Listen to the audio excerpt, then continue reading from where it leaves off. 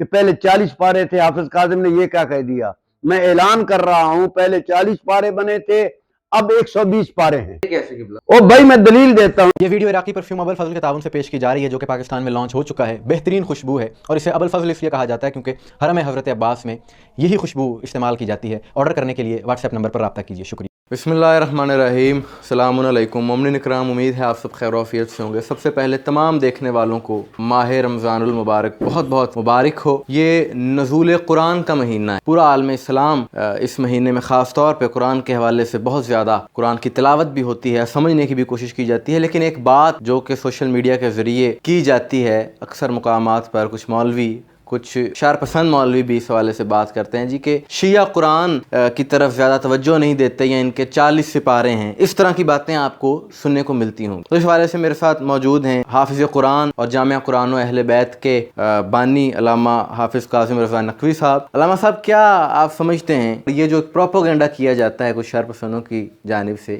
اس پر بھی آپ ذرا لب کشائی فرمائیں؟ سب سے پہلے تو اہل اسلام کو ماہ رمضان کی آمد مبارک۔ اس ماہ رمضان کو دوسرے لفظوں میں ماہ قرآن کہا جاتا ہے، اور جمعہ کے خطبہ میں بھی دیگر مقامات پر بھی میں عرض کیا کرتا ہوں کہ جب ماہ قرآن ہے تو پھر قرآن سے تعلق بھی ہونا چاہیے، اور خاص طور پر اہل اسلام تو بہت زیادہ جو القرآن ما علی و علی و ما القرآن والے ہیں، انہیں میں گزارش کرتا ہوں کہ جب تم علی والے ہو، قرآن والے ہو، جب قرآن والے ہو تو پھر علی والے۔ جب ایک مہینہ قرآن کا آ گیا ہے تو خیال کر لو کہ قرآن کا مہینہ ہے۔ یہ قرآن مجید کی آیت انا انزلناہ فی لیلۃ القدر وما ادراک ما لیلۃ القدر لیلۃ القدر خیر من الف شہر، 1000 مہینوں کی راتوں سے افضل قرآن کے نازل ہونے کی وجہ سے۔ ابھی آپ نے سوال کیا کہ یہاں پر جہالت کا دورہ ہے اور لوگ کہتے ہیں جی شیعوں کا قرآن سے تعلق نہیں، سلسلہ نہیں۔ میں کہتا ہوں قرآن سے جتنا ہمارا تعلق ہے کسی کا بھی نہیں ہے۔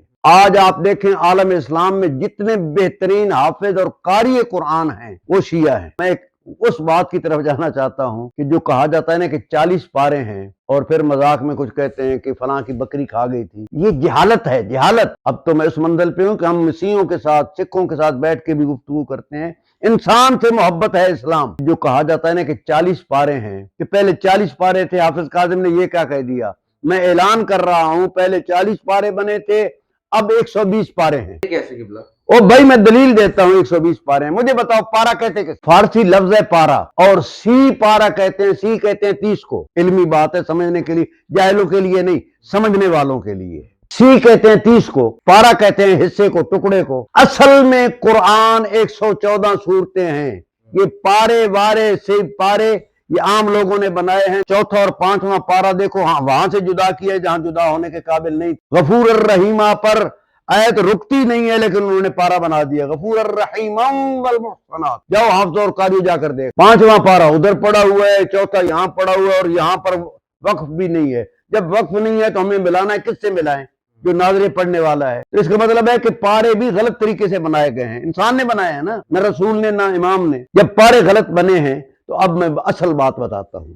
چونکہ تلاوت جو لوگ کرتے تھے ایک پارے پہ لوگ اکتا جاتے تھے، پھر تیز سے پڑھتے غلط پڑھتے۔ اللہ بھلا کرے علی والوں کا جو باب مدینۃ العلم اور القرآن ما علی و علی و القرآن کے ماننے والے، انہوں نے دیکھا کہ لوگ قرآن ایک پارا پورا پڑھ نہیں سکتے تو پھر چگل چگل کے بسم اللہ الرحمن الرحیم ناتا نقل کو تو صلی رب کو ہر قرآن کو چگل دیتے ہیں، غلط کر دیتے ہیں۔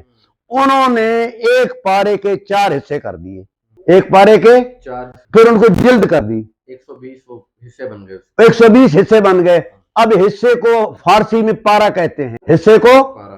اب بن گئے 120 پارے، بن گئے یعنی 120 پارے۔ اب چاہے 40 بناؤ چاہے 120 بناؤ، اور 120 پاروں میں قرآن وہی ہے جو الحمد کی بسم اللہ سے لے کر والناس کی سین تک قرآن ہے۔ یہ 120 پاروں میں بھی وہی قرآن۔ پارے بنانا آپ لوگوں کا کام ہے، صورتیں 114 ہیں، ان سے زیادہ صورتیں نہیں ہیں۔ اس لیے میں کہتا ہوں جہالت کی بہترین دلیل یہ ہے، علم حاصل کرو، چونکہ علی والے ہو، سنی بھی علی والے ہیں، بہت مانتے ہیں مولا علی۔ جو علی والے ہیں وہ علم حاصل کریں، جب علم حاصل کریں گے تو پھر 40 پارے وہ نہیں کہیں گے، وہ شام غریبہ کو نہیں کہیں گے، کیونکہ ہم شبیہ بنانے کے عادی ہیں۔ جتنے ہمارے ذوالجناح ہیں یہ کربلا کے نہیں ہیں، یہاں کے ہیں گھوڑے، ہم جب ان کے اوپر چادر ڈالتے ہیں شبیہ بنا لیتے ہیں۔ تو یہ شام غریبہ بھی اس رات جب ظالموں نے آگ لگائی اور پھر اندھیرا ہو گیا تو اس رات کی ہم نقل بناتے ہیں، اس نقل کو شبی کہتے ہیں، اور اس میں ہم آنسو بہا کر کہتے ہیں کہ دیکھو دین کی بقا کے لیے آج شام غریباں یعنی 72 جنازے بھی پڑے ہوئے ہیں اور رسول کی بیٹیاں رو رہی ہیں اس اندھیرے میں۔ وہ ہے شام غریب، دین کی بقا کا ذریعہ ہے شام غریباں، اور اس کے اوپر طنز کرنے والے جاہل، 40 پارے کہنے والے جاہل۔ قرآن کا پیغام پہلے پارے کی پہلی سطر، ذالک الکتاب لا ریب فیہ ھدی للمتقین، متقیوں کے لیے یہ ہدایت۔ ان ھذا القرآن یہدی للتی ہی اقوم، یہ ایک ماٹو ہے، ان ھذا القرآن یہدی للتی، یہ قرآن ہادی ہے اقوم، اقوام عالم کے لیے۔ جب آپ قرآن پر عمل کریں گے تو برائی سے بچ جائیں گے۔ اور آخری بات اور بڑی پیاری بات عرض کرنے لگا ہوں، اللہ نے ہمیں ماہ رمضان میں قرآن کی نعمت بھی دی، اور 27 رمضان کو پاکستان کی نعمت، پاکستان بھی آپ کو مبارک ہو، آئین پاکستان یعنی قرآن مجید کی آمد بھی مبارک ہو۔